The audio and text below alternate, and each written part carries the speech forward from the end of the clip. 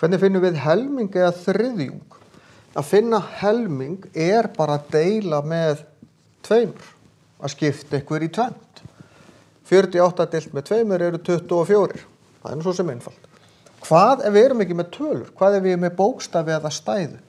Jú, að skipta í tvennt áfram, að finna helming, að skipta í tvennt, áfram að deila með tveimur. Ef það væri einhverja tölur eitthvað sem ég gæti stytt, þá gæti ég gert það. En ég get það ekki. En hvað ef ég á að finna helmingin af þessu? X yfir tveimur.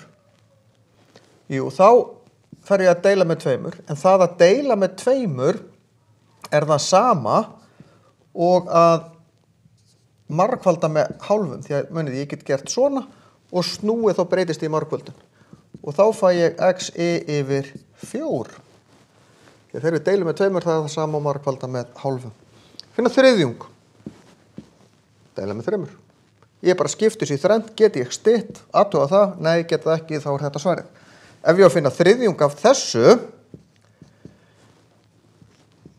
að þá það bara að deila með þremur aftur. Á sama hátt, gerir svona, sem að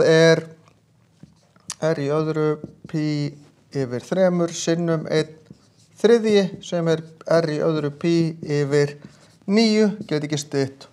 Þetta svarið.